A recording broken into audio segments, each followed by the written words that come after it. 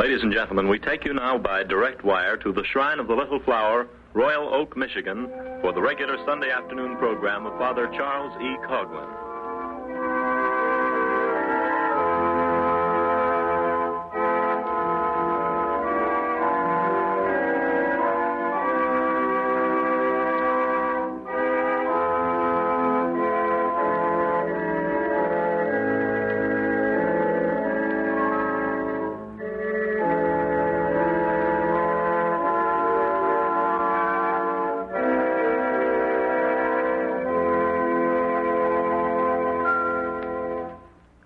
Ladies and gentlemen, Father Coughlin is deeply grateful to the thousands of persons who proved their interest in last Sunday's broadcast by writing to him for copies.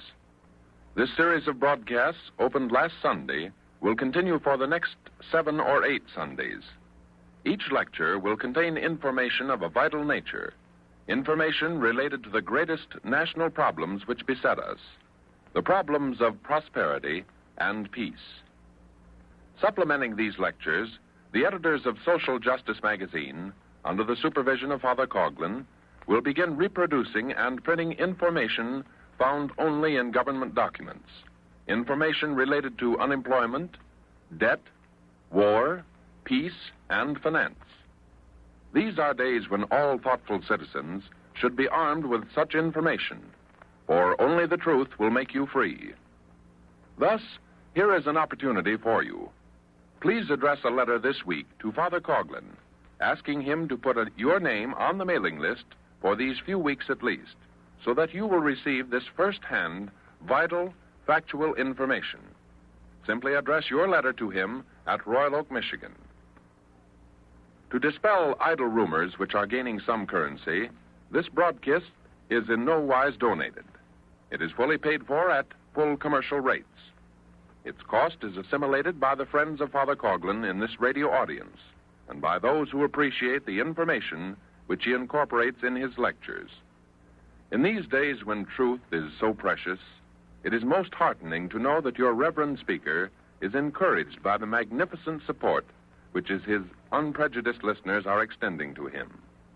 Every workday for the past several weeks, Father Coughlin's office is answering approximately 20,000 letters, 20,000 requests for copies of the literature which he is distributing. Write this week for your copy. You cannot afford to deprive yourself of reading at your leisure the contents of today's lecture. And now, ladies and gentlemen, Father Coughlin. Ladies and gentlemen and friends, in a spirit of cooperation rather than of criticism, I approach the discussion of one phase of our financial system. In doing so, let it be clear that I am neither impugning any man nor questioning any motive. I am trying to make a contribution of facts which will enable all in this audience to weigh our de facto financial system, which, to my mind, is not only obsolete insofar as it is unable to meet the present needs of modern society, but which, if sustained in its present activities, will, in my opinion, produce untold misery in this land teeming with wealth. After all, our present financial system is a human invention. Like all products of the human mind, it can be perfected. Thus, to the point. Last Sunday, I brought to your attention a release made public by our Treasury Department in which was stated that our federal debt, or obligations represented in bonds, amounts to $45.4 billion as of June 30th, 1939. Now, of this vast amount, the commercial and savings banks of the nation hold $18.8 billion. In all, not counting what private individuals or non-financial corporations own, there are approximately $30 billion of these bonds held in banks, insurance companies, and other financial and quasi-financial corporations. That is a tremendous amount of money. Our question is, how did the banks and financial institutions in the first place acquire this money? To answer this question, one is constrained to inquire, how did these bonds come into existence? And what is their nature? Before engaging your attention with the discussion of the above questions, it is necessary to review some facts pertinent to the Federal Reserve Banks. On December 23rd, 1913, 27 years ago, a Federal Reserve Act was approved by the Congress of the United States.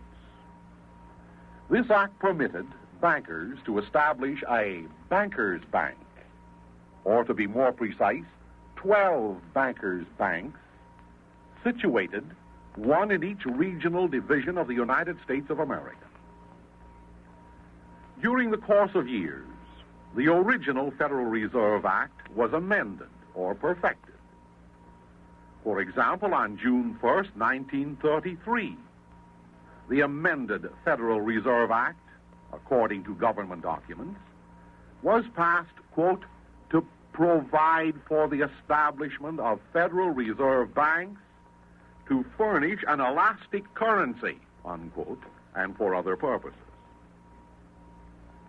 According to law, quotations, every national banking association shall be required within 30 days to subscribe to the capital stock of such Federal Reserve banks in a sum equal to 6% of the paid-up capital stock and surplus of such bank. Now, in other words, your local bank, belonging to the Federal Reserve System, and there are very few banks in the United States not belonging to it, your local bank is a part owner of the Federal Reserve banking system. The entire Federal Reserve banking system is owned by the local banks, which in turn are owned by the stockholders, who are, generally speaking, men and women living in your own community. To quote the Federal Reserve Act again, we read on page 3 of the Act, quotations, the shareholders of every Federal Reserve bank shall be held individually responsible for all contracts, debts, and engagements of such banks to the extent of the amount of their subscriptions to the stock of the Federal Reserve Bank. In other words, the Federal Reserve banking system is a privately owned corporation. It is not a government-owned corporation, as some persons believe.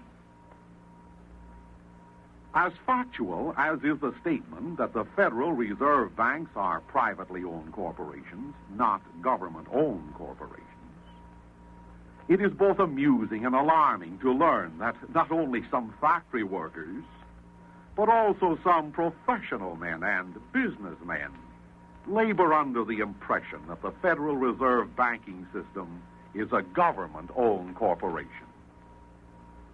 In the official hearings previous to the passage of the Banking Act of 1935, we read on page 304 of this government document the following classic conversation, which took place between the late Senator James Couzens of Michigan, Mariner Eccles, the governor of the Federal Reserve Board, not the governor of the Federal Reserve banks, by the way, and Senator Townsend. Here is the conversation. Senator Couzens, have you ever heard of the criticism that exists among the ordinary depositors of the fact that they felt that when they saw Federal on those windows, that they felt that they were guaranteed and taken care of by the federal government? Governor Eccles, I haven't heard that. Senator Couzens, never heard that? Governor Eccles, no. Senator Couzens, I've had a number of letters to that effect. Senator Townsend, you have heard of criticism of the name of banks? For example, the United States Bank? Governor Eccles, yes, I have. I've heard that criticism, but never of the Federal Reserve System. Senator Townsend, Well, there were a number of Federal Reserve systems. Governor Eccles. Yes, but I've not heard of cases where people felt simply because a bank was a member of the Federal Reserve System that it was a government-owned bank. I've heard of cases where people thought that a First National Bank was government-owned, but those cases, I think, are quite remote. Unquote conversation. Governor Eccles of the Federal Reserve Board was very innocent, or else overestimated the knowledge of the American public. As a matter of fact, many persons at that time believed that the Federal Reserve banks were owned by the government. There are three more points relative to the Federal Reserve banks that may prove to be interesting before I transfer your attention to the subject of bonds. The first point answers the question, who makes the profits from the operations of the Federal Reserve banks? Page 14 of the Federal Reserve Act answers that question. Here it is. After all necessary expenses of a Federal Reserve bank shall have been paid or provided for, the stockholders shall be entitled to receive an annual dividend of 6% on the paid-in capital stock, which dividend shall be cumulative. After the aforesaid dividend claims have been fully met, the net earnings shall be paid into the surplus fund of the Federal Reserve Bank. The net earnings derived by the United States from the Federal Reserve Bank shall, in the discretion of the Secretary, be used to supplement the gold reserve held against outstanding United States notes, or shall be applied to the reduction of the outstanding bonded indebtedness of the United States under regulations to be prescribed by the Secretary of the Treasury. Unquote. Next Sunday, this point will be clarified. The second point is this. Federal Reserve banks, including the capital stock and surplus therein, and the income derived therefrom, shall be exempt from federal, state, and local taxation, except taxes upon real estate. I've just quoted from the Act. In other words, this privately owned corporation, gigantic in size and in operation, is tax exempt except for real estate purposes. The third point relative to the Federal Reserve Board, not bank, but board. According to the Federal Reserve Act, a governing board is created consisting of 8 members, including the Secretary of the Treasury and the Comptroller of the Currency, and 6 private citizens appointed by the President of the United States by and with the advice and consent of the Senate. These 8 persons are the government watchdogs, as it were, whose business it is to see that the Federal Reserve banks operate legally. The salaries and expenses of 6 of the members of the board are paid by the Federal Reserve Bank. The Federal Reserve Board, as far as ownership is concerned, enjoys the same relation to the Federal Reserve Bank as does the Federal Communication Commission, for example, to the privately owned radio stations and telegraph corporations like Western Union and Postal.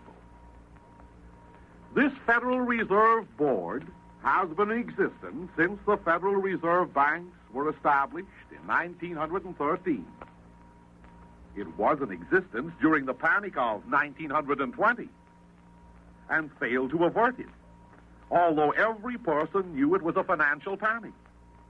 It was in existence in 1929 and failed to avert this depression, which was notorious, among other causes, for its unreasonable debt inflation. Still withal, there are many honest men who adopt the viewpoint that our present financial system is sound as long as the Federal Reserve Board, vested with definite powers, is the watchdog of the Federal Reserve banks. 12 privately owned corporations, which, as I will show in the course of these several lectures, create the vast bulk of the money we use at a profit for themselves, put it into the stream of business or withdraw it therefrom, pay no taxes except those on real estate to the government, although practically speaking, they enjoy the monopoly of money creation and in one sense run little risk of loss insofar as the government guarantees deposits in local banks up to a given sum.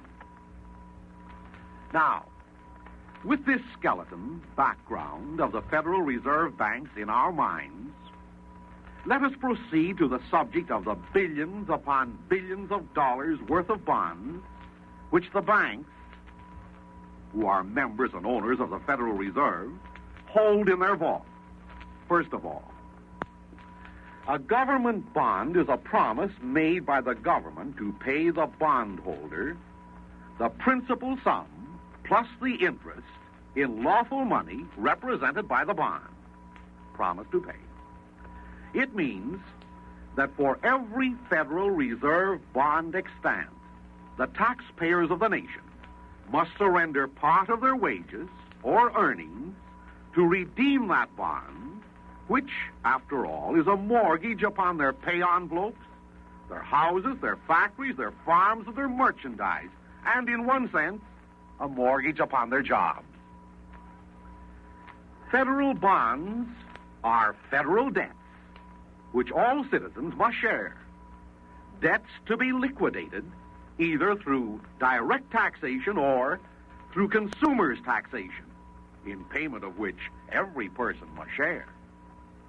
In other words, the $30 billion worth of bonds held by the financial institutions, the banks also that belong to the Federal Reserve and own it, really is not 30 billion wealth dollars. Do not forget that a minus sign should be placed in front of that $30 billion to describe it correctly. At this juncture, let me quote from page 306 of the Banking Act of 1935, a public document. Senator Townsend is questioning Governor Echols of the Federal Reserve Board. The senator says, Senator Townsend, well, as a matter of fact, the bonds that we issue is inflation, is it not? Governor Echols, to the extent that they create a deficit, unquote, quote, conversation. Now, in other words, that's the minus sign to which I refer, the deficit. Governor Echols continues to state that when bonds are issued by the government, the banks create the money. He says, quotation, a deficit financed by government bond issues of $4 billion will add, if these bonds are taken by the banking system, $4 billion of deposits to the banking system, unquote, Governor Echols. In other words, my friends, every time the government borrows from the banks, and do not think that I am misspeaking myself when I say this, every time the government borrows from the banks, money is added to the deposits of the banks. Borrow $4 billion, and the deposits of the banks increase $4 billion. Borrow $30 billion, and the deposits of the banks increase $30 billion. How are these billions of minus dollars put into circulation? Mr. Echols, and if any man in all the world should know what he is talking about, it should be Mr. Echols, the governor of the Federal Reserve Board. Mr. Echols says, quotation, the deposits will first go to the government. The government spends the funds.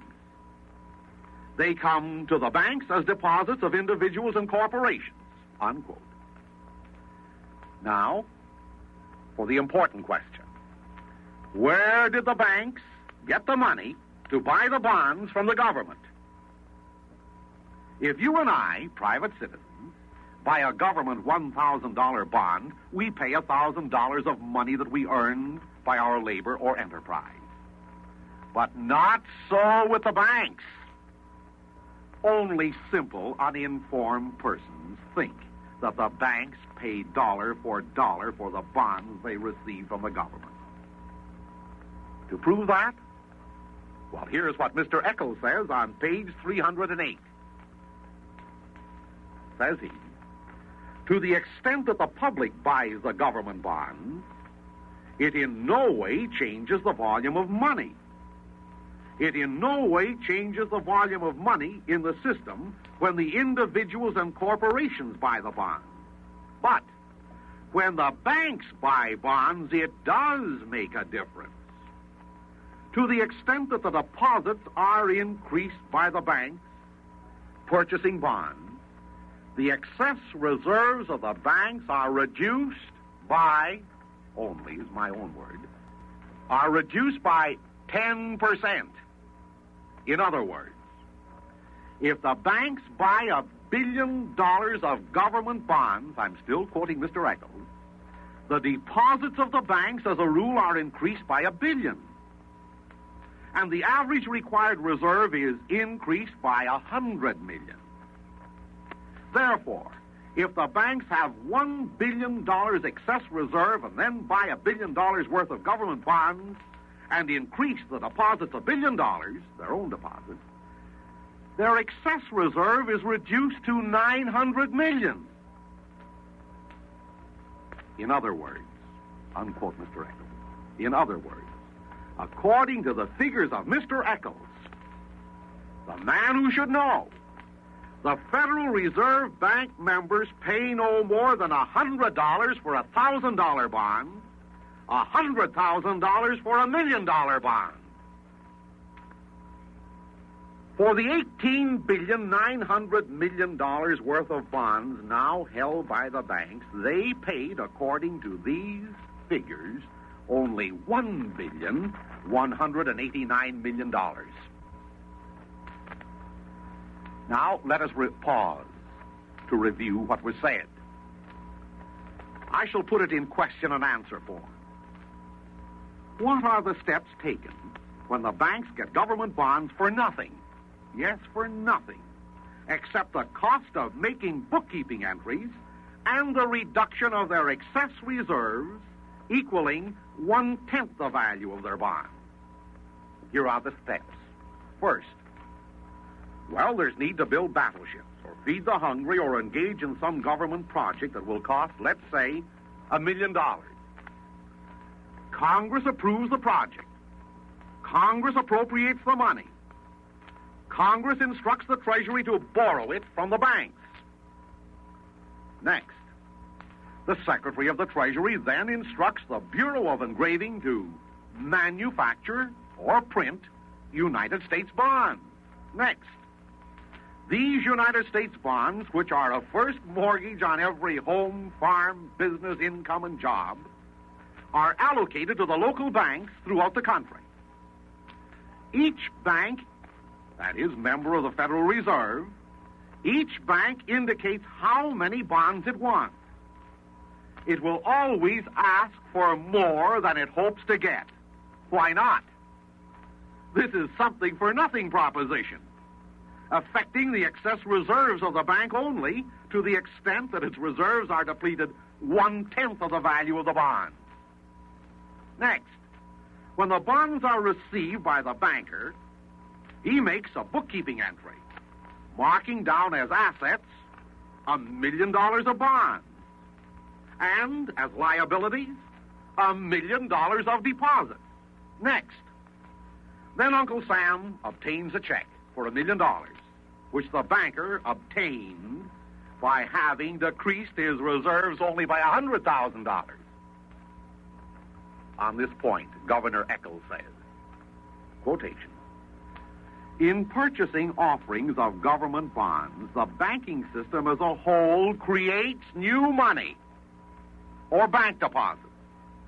When the banks buy $1 billion of government bonds as they are offered, and you have to consider the banking system as a whole, as a unit, the banks credit the deposit account of the Treasury with $1 billion. And they debit their government bond accounts $1 billion.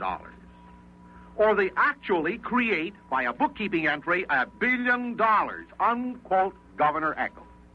That quotation is found in hearings before a subcommittee of the Committee on Banking and Currency, United States Senate, Senate Document 1715, and House of Representatives, House of Representatives 5357, page 399, 74th Congress, First Section, Banking Act of 1935. Now, Mr. Eccles says again, when I say credit in this connection, I mean money, because by far the largest part of money in use by the people of this country is in the form of bank credit or bank deposits. That statement is found on page 181 of the Banking Act of 1935.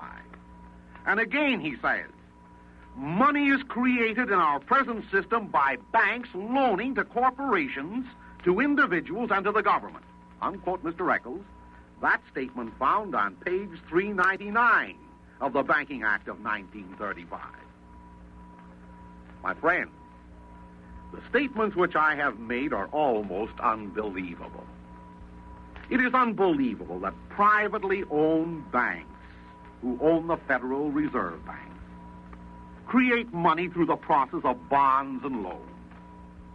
It is unbelievable that 95% of our business and money is conducted through the money that these banks create.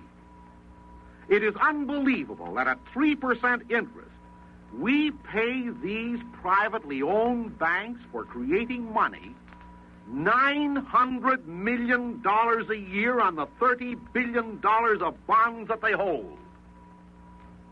It is unbelievable that the local banks, the members of the Federal Reserve Bank, are engaged not so much in lending money to small business, to small homeowners, to farmers on any large scale, as they are engaged in buying the debt of the nation.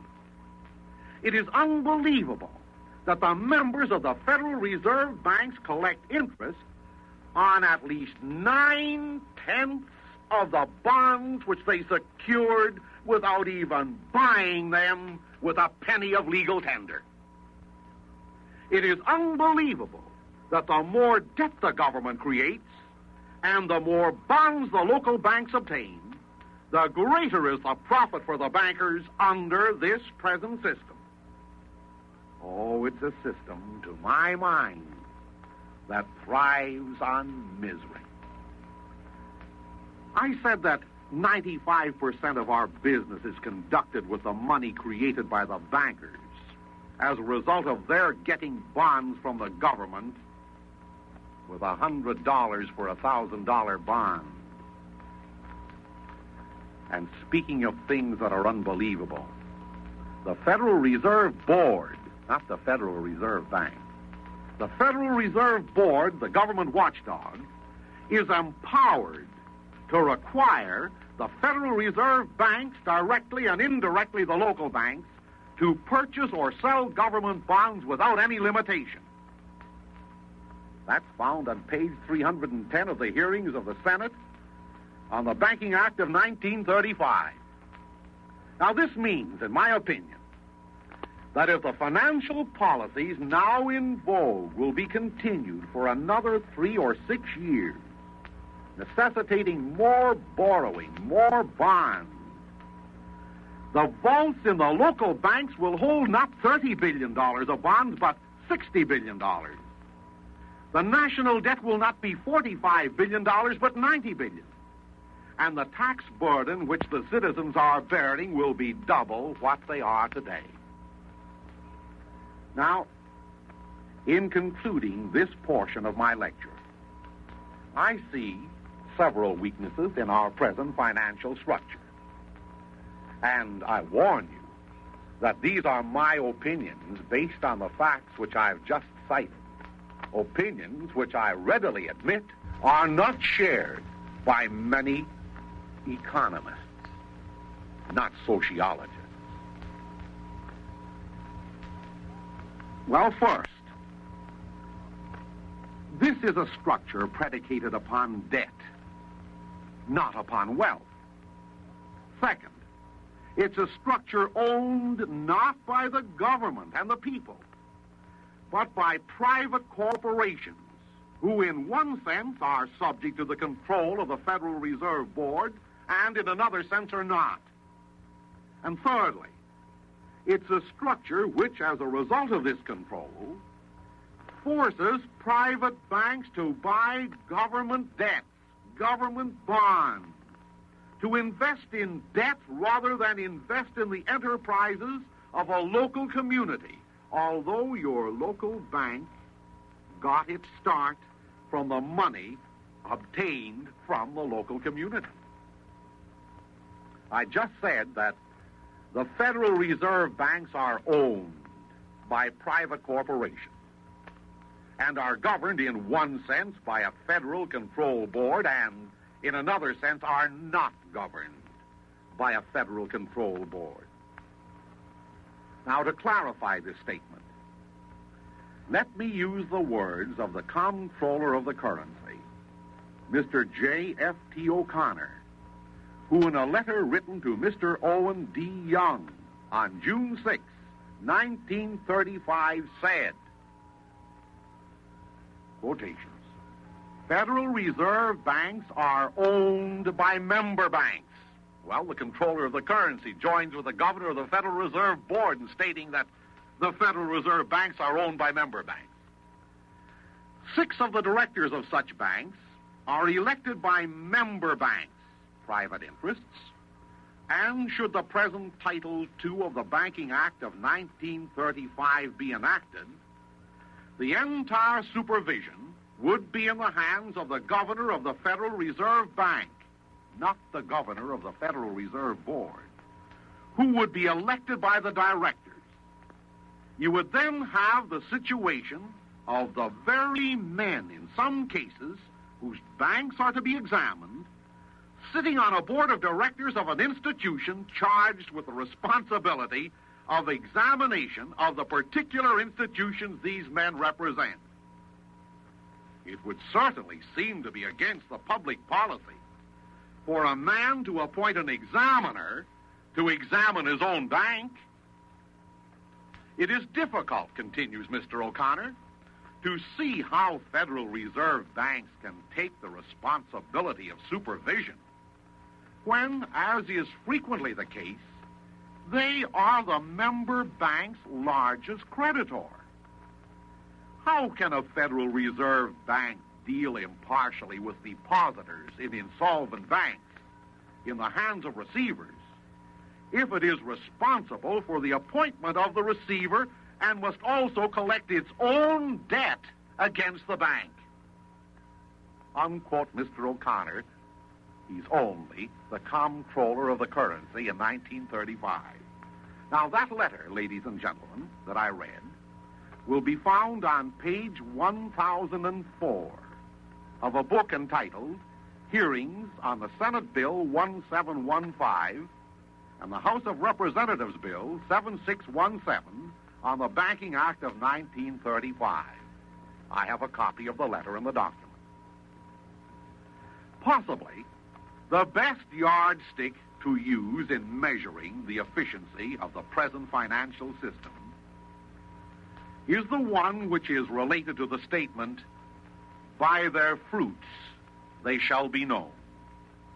Now, what are the fruits of the present financial system?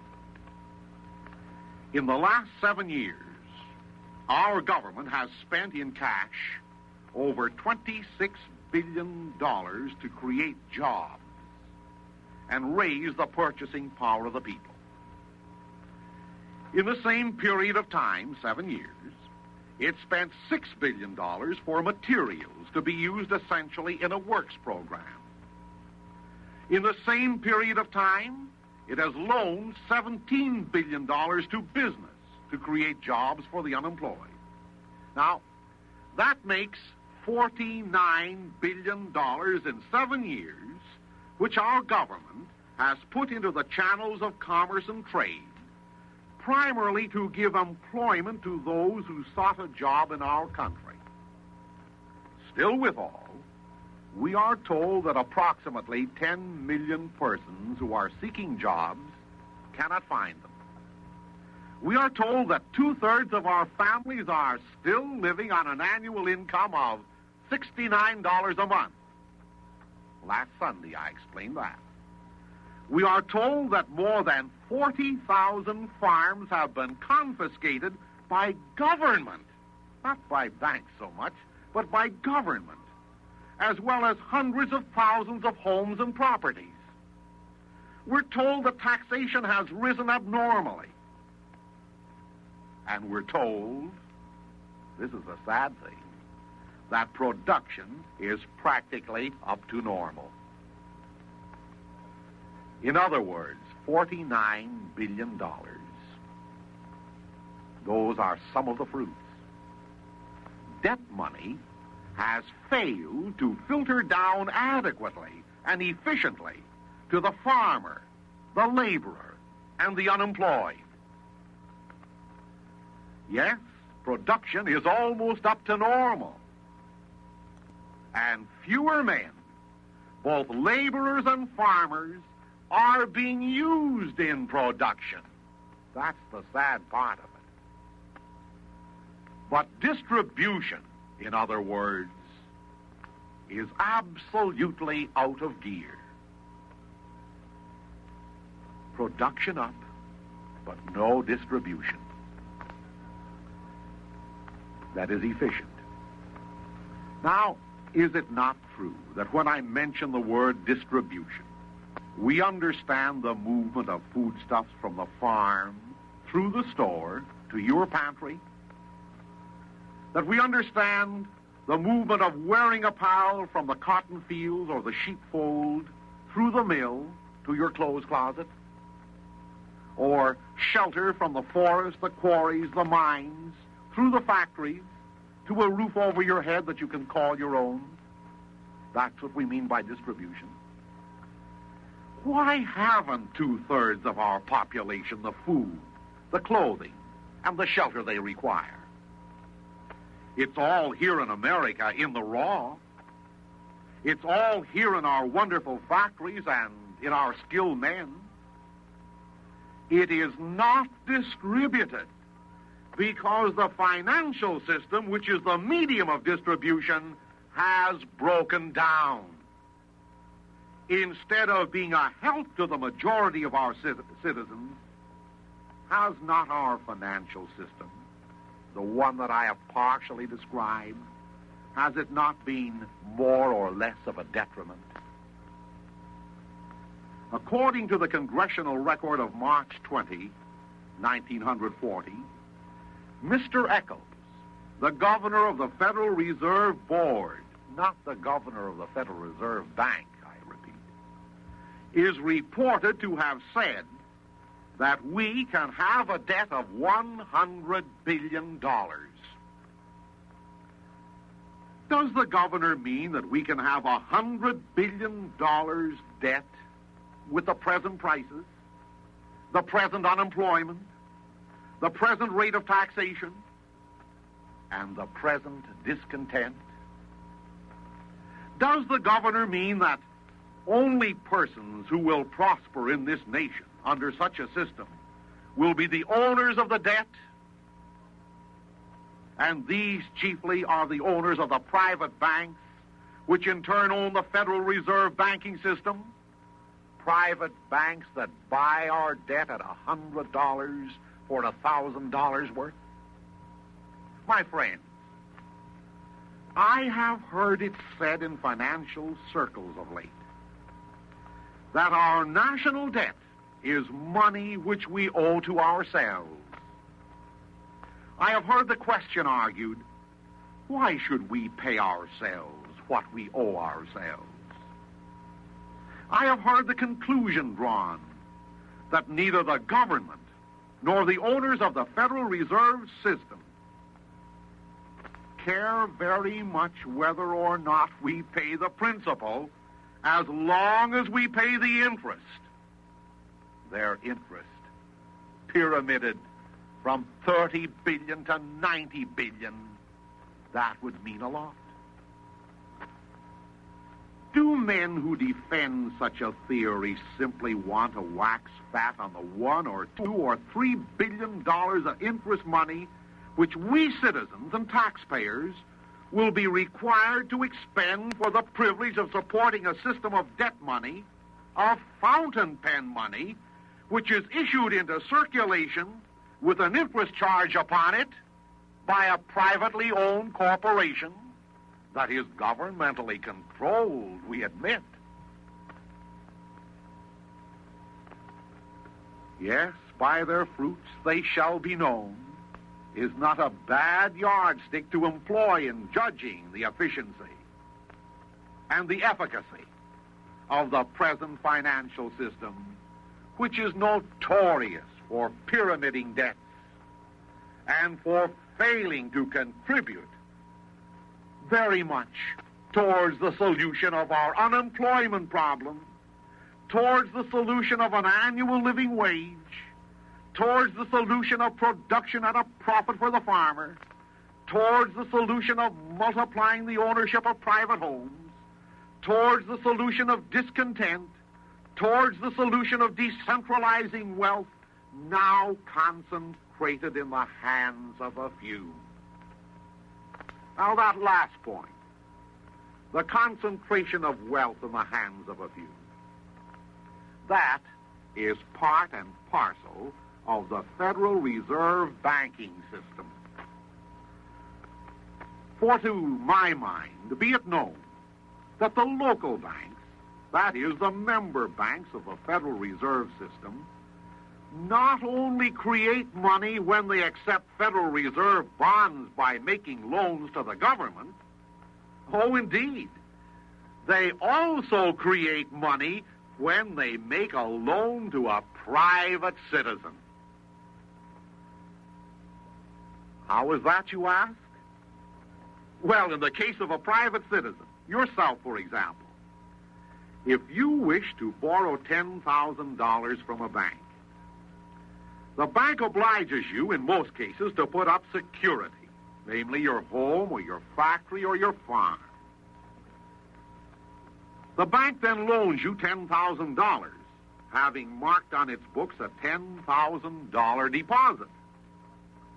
But the loan which it makes to you is only a checkbook.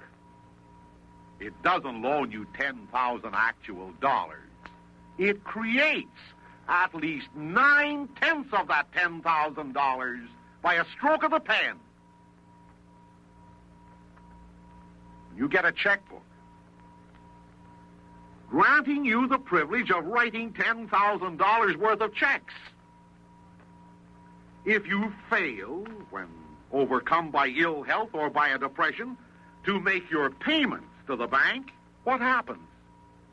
Your home, your farm, or your factory is seized.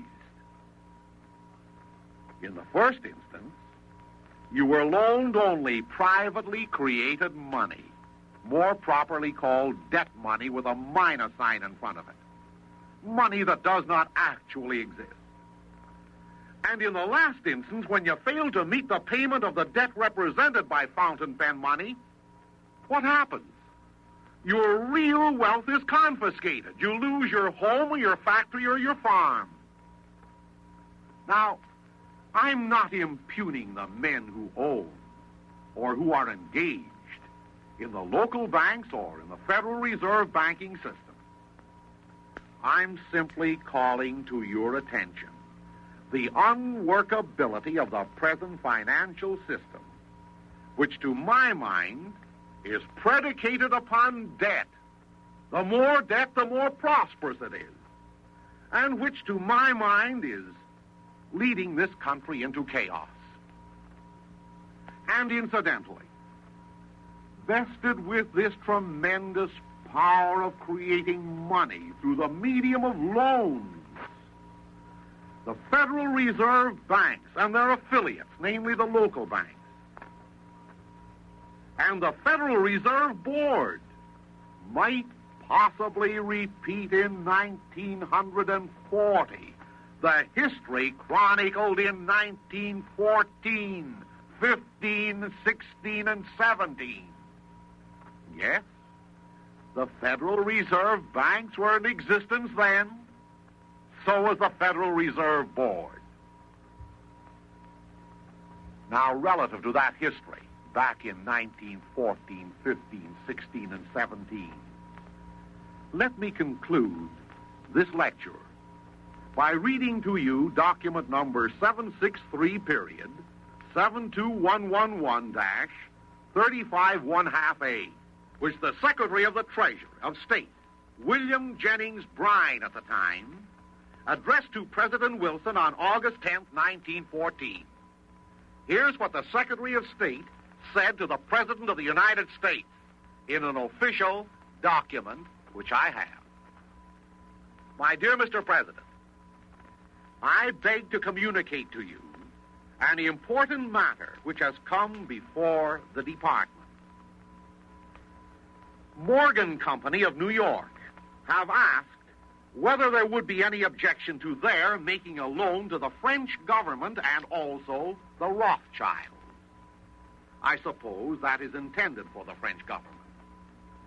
I have conferred with Mr. Lansing, later on the Secretary of State, and he knows of no legal objection to financing this loan. But I have suggested to him the advisability of presenting to you an aspect of the case which is not legal, but I believe to be consistent with our attitude in international matters. It is whether it would be advisable for this government to take the position that it will not approve of any loan to a belligerent nation. The reasons that I would give in support of this proposition are, first, money. Money is the worst of all contrabands because it commands everything else. The question of making loans contraband by international agreement has been discussed, but no action has been taken. I know of nothing that would do more to prevent war than an international agreement that neutral nations would not loan to belligerents. While such an agreement would be of great advantage, could we not, by our example, hasten the reaching of such an agreement?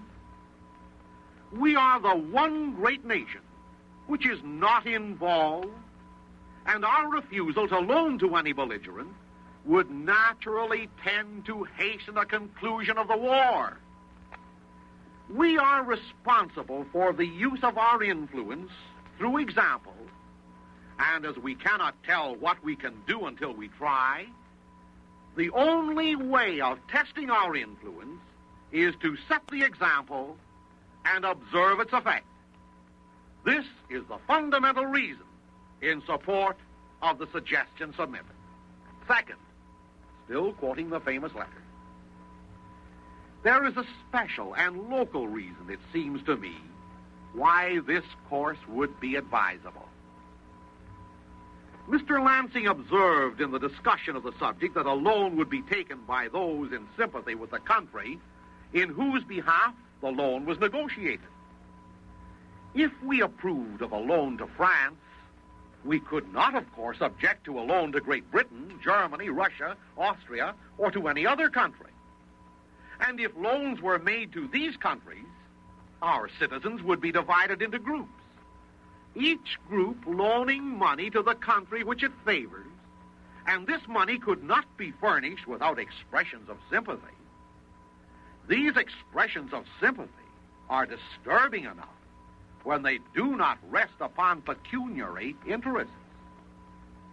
They would be still more disturbing if each group was pecuniarily interested in the success of the nation to whom its members had loaned money. Third, still quoting Mr. William Jennings Bryan, the powerful financial interests which would be connected with these loans would be tempted to use their influence through the newspapers to support the interests of the government to which they had loaned because the value of the security would be directly affected by the result of the war. We would thus find our newspapers violently arrayed on one side or the other, each paper supporting a financial group and a pecuniary interest. All of this influence would make it all the more difficult for us to maintain neutrality, as our action on various questions that would arise would affect one side or the other, and powerful financial interests would be thrown into the balance. I am to talk over the telephone with Mr. Davidson of the Morgan Company at 1 o'clock. But I will have him delay final action until you have time to consider this question. It grieves me to be compelled to intrude any question upon you at this time. But I'm sure you will pardon me for submitting a matter of such great importance. With assurances, etc., W.J. Bryan. Postscript. Postscript. This is important, too. Mr. Lansing calls attention to the fact that an American citizen who goes abroad and voluntarily enlists in the army of a belligerent nation loses the protection of his citizenship while so engaged. And he asks why dollars going abroad and enlisting in war should be more protected. As we cannot prevent American citizens going abroad at their own risk, so we cannot prevent dollars going abroad at the risk of the owners. But the influence of the government is used to prevent American citizens from doing this. Would the government not be justified in using its influence against the enlistment of the nation's dollars in foreign wars? The Morgans say that the money would be spent here, but the floating of these loans would absorb the loanable funds and might affect our ability to borrow. That's the end of the famous letter. Before I proceed, I might say that following this letter, there are at least 40 more pages in this wonderful document which I possess, telling how from this innocent start, a request made by Morgan and Company to lend money and float bonds for the belligerents of the World War finally won out and finally got us into the war. Some of these documents I shall print in Social Justice newspaper next week. My friends, I recognize I have not been constructive in today's lecture. In the pages of Social Justice magazine, and next Sunday at the same hour, over these same stations, I hope to pursue this subject and tell you more about our financial system. But I leave this thought with you, namely, is it not possible to issue money against the wealth of the nation? Is it not possible for Congress, through its own agency, to issue tax-exempt money?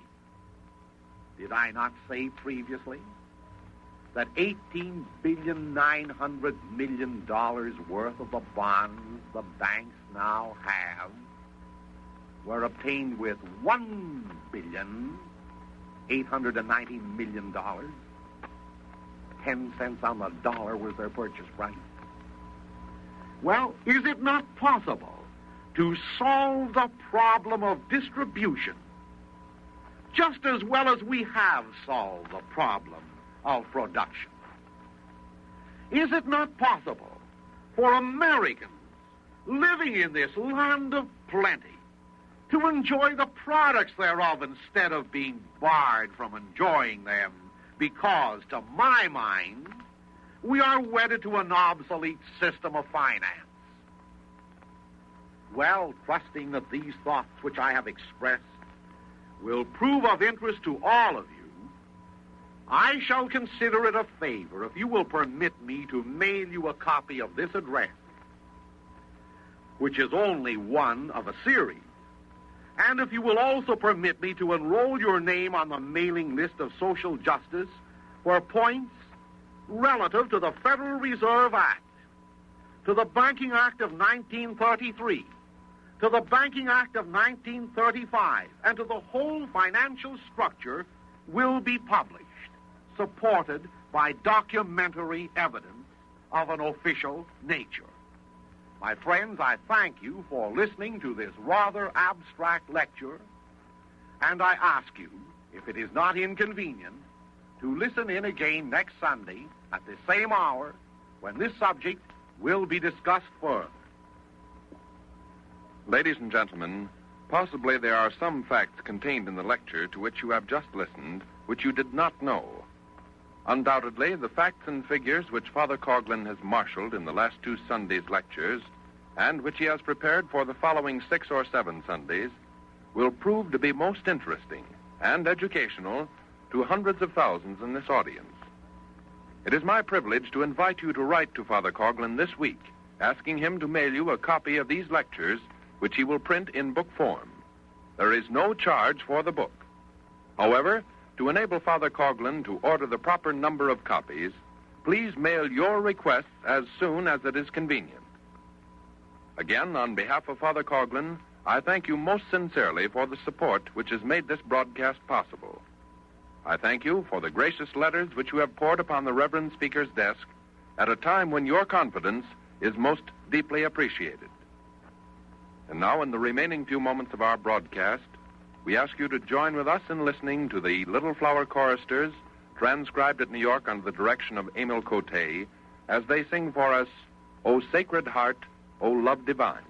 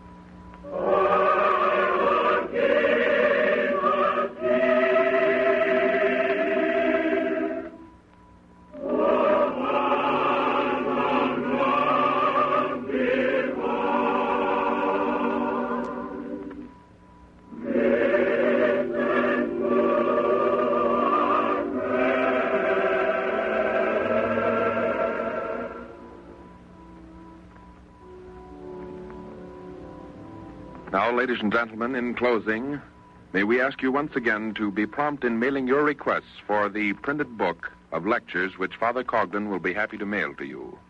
And once again to join us at next Sunday at this same time. We have presented the regular Sunday afternoon program of Father Charles E. Coughlin from Royal Oak, Michigan.